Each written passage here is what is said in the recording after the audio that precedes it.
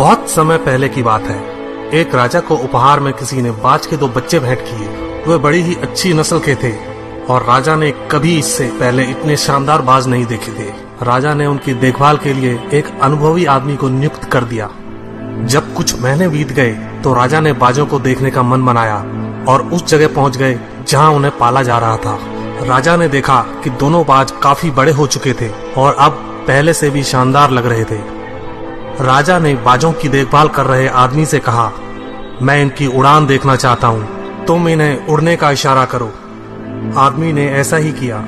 इशारा मिलते ही दोनों बाज उड़ान भरने लगे, पर जहाँ एक बाज आसमान की ऊंचाइयों को छू रहा था, वहीं दूसरा कुछ ऊपर जाकर उसी डाल पर आकर बैठ गया जिससे वो उड़ा था। ये देख राजा को कुछ अजीब लगा। क्या बात है, जहाँ एक बाज इतनी अच्छी उड़ान भर रहा है, वहीं ये दूसरा बाज उड़ना ही नहीं चाह रहा। राजा ने सवाल किया, जी हुजूर, इस बाज के साथ शुरू से यही समस्या है, वो इस डाल को छोड़ता ही नहीं। राजा को दोनों ही बाज प्रिय थे और वो दूसरे बाज को भी उसी तरह उड़ना देखना चाहते थे। अगले दिन पूरे राज्य में ऐलान कर दिया गया, जो व्यक्ति इस बाज को ऊंचा उड़ाने में कामयाब होगा उसे ढेरों इनाम दिया जाएगा। फिर क्या था, एक से एक विद्वान आए और बाज को उड़ाने का प्रयास करने लगे, पर हफ्तों बीत जाने के बाद भी बाज का वही हाल था।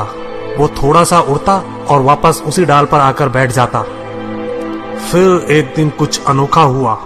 राजा ने देखा कि दोनों बाज आसमान में उड़ रहे हैं। उन्हें अपनी आंखों पर यकीन नहीं हुआ और उन्होंने तुरंत उस व्यक्ति का पता लगाने को कहा जिसने ये कारनामा कर दिखाया था।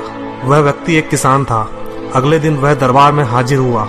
उसे इनाम में स्वर्ण मुद्राएं भेंट करने के बाद राजा ने कहा, मैं तुमसे प्रसन्न हूँ, बस तुम इतना बताओ कि जो काम बड़े बड़े विद्वान नहीं कर पाए वो तुमने कैसे कर दिखाया। मालिक, मैं तो एक साधारण सा किसान हूँ, मैं ज्ञान की ज्यादा बातें नहीं जानता। मैंने तो बस वो डाल काट दी जिस पर बैठने का बाज आदी हो चुका था, और जब वो डाल ही नहीं रही तो वो भी अपने साथी के साथ ऊपर उड़ने लगा।